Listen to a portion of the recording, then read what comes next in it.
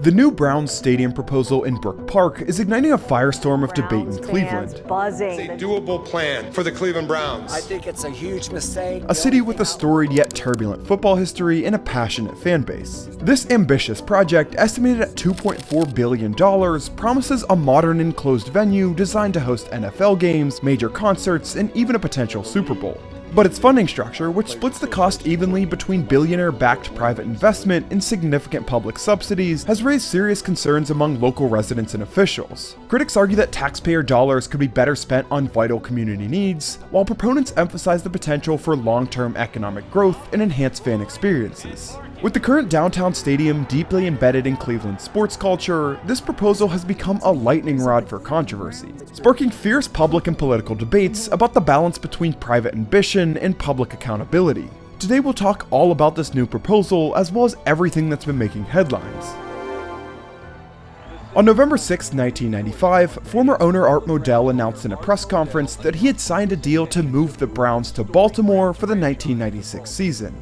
This came years after he had publicly criticized the Baltimore Colts' move to Indianapolis and had testified in favor of the NFL in cases where the league tried to stop a different owner from moving cities. In response to Modell's attempt to relocate the team, the city of Cleveland sued Modell and other involved parties for breaching the team's lease, aiming to keep the franchise in the city until at least 1998.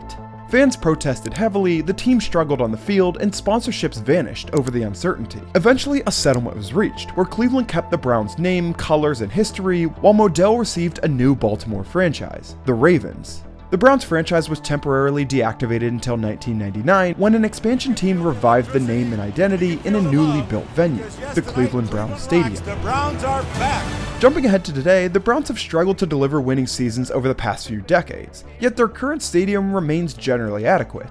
Although the stadium is somewhat dated, being 30 years old, it has no structural or extremely urgent issues that would require a rebuild. Renovations in 2015 modernized key features such as the scoreboard and audio system, ensuring the facility remains fully functional despite its age. So with this in mind, why even build a new stadium? The proposed stadium will sit in Brook Park, directly adjacent to the Cleveland Hopkins International Airport, but quite a distance from the Browns' home today. It'll sit on 176 acres of land that was formerly home to a Ford plant. One of the major focuses of this new proposal was highway accessibility, of which it is easily accessible from two major highways. And the team believes this to be particularly important since 85% of home game attendees live outside the city limits. The proposed stadium will feature a fully enclosed design with a transparent roof, allowing ample natural light while providing year-round functionality. This aligns with a national trend of constructing covered stadiums to accommodate a wide range of events, regardless of weather conditions. The venue aims to attract major basketball and soccer events, concerts, and even the possibility of hosting a future Super Bowl. According to the team, the seating bowl will feature the closest seats to the action for the most intimate feel of any NFL stadium, with a total capacity of right around 67,000. Along with this, it'll offer an NFL first-of-its-kind fan wall to intimidate opponents. And this is strikingly similar to what was introduced at the Intuit Dome, which I saw firsthand in LA last November. The shape of the stadium is far from the traditional bowl. It features vertically rising walls and a roof composed of multiple planes with varying angles of inclination. The new venue will provide unique club and concourse experiences and, I quote, a wide range of products not available at the current location. The stadium will be part of an approximately $3.4 billion redevelopment of the park, which will include residential, commercial, and entertainment space, as well as a significant amount of parking. The long-term vision of this would be to create well over 1,000 apartments, as well as 500,000 square feet of office space. The new layout will greatly improve the ingress, egress, and parking situation, which Haslam Sports Group believes are all major shortcomings of the existing downtown venue. Now, all of this sounds good, but there's a reality to this situation that needs to be addressed.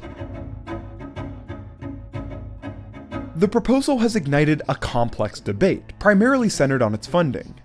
The estimated $2.4 billion project is set to be split evenly, with the Haslam Sports Group, owned by billionaire entrepreneurs Jimmy and Dee Haslam, committing roughly $1.2 billion, The remaining $1.2 billion would come from public sources, broken down as follows: $600 million in state-issued bonds, funded through project-generated taxes in Brown's operations, approximately $178 million from Cuyahoga County, potentially sourced from an increased bed tax, a rental car surcharge, and other project-related taxes, and $422 million from the city of Brook Park, derived from new tax revenues, including admission, income, and parking taxes. Proponents of the idea argue that an enclosed stadium will generate long-term revenue by attracting a greater number of major events and year-round activities, thereby stimulating economic development in Northeast Ohio. However, others contend that relying on substantial public subsidies not only poses a risk to taxpayers, but also diverts essential funds from other, more critical public needs. Cleveland Mayor Justin Bibb, as well as other local officials, have been vocal in their opposition, labeling the plan as the Haslam scheme.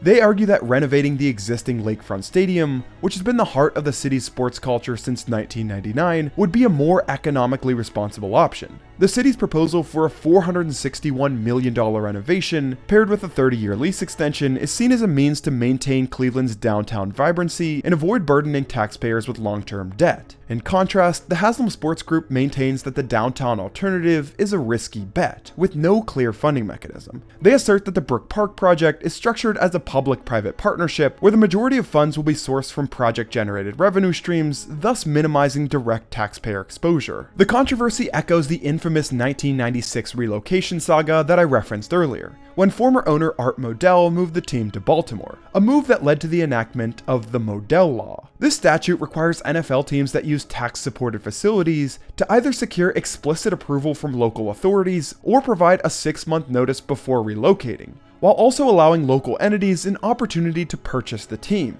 Mayor Bibb has invoked this rarely used law in an attempt to block the move, arguing that the current facility has benefited from over $350 million in taxpayer-funded upgrades, and its loss would significantly impact the city's economic infrastructure. In response, the Haslams have filed a federal lawsuit seeking clarity on the law's application, emphasizing that their intention is not to abandon Cleveland, but to find a long-term sustainable solution for the stadium and its ancillary developments. Critics, including some state lawmakers, have pointed out that allocating billions of dollars toward a private sports facility could create precedent for future subsidies, potentially draining resources that might otherwise support education, infrastructure, or social services. This argument is amplified by public sentiment, where many Clevelanders express frustration over the prospect of funding a project that primarily benefits wealthy team owners. And this is an issue that has come up all over the country, and one that we've covered on Billcore several times. Supporters argue that a state-of-the-art domed stadium could not only host NFL games, but could also attract major concerts, corporate events, and, as I mentioned earlier, possibly even a Super Bowl, which would inject significant revenue into the regional economy.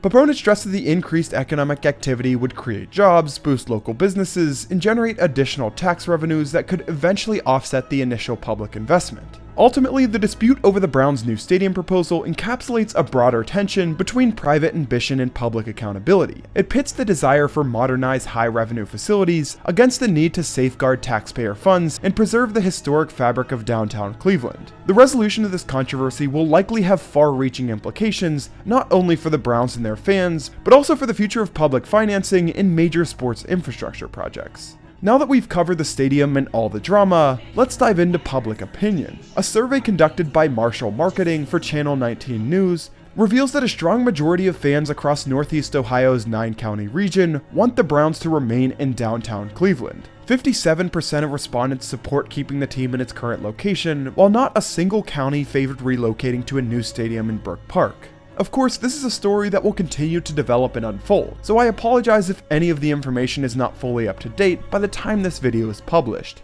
At Billcore, we're building America, one story at a time. We cover some of the most impressive and headline-grabbing projects across this great country, and with your help, the channel has grown to over 35,000 subscribers and reached millions and millions of people. With that being said, thank you, and I'll see you next time.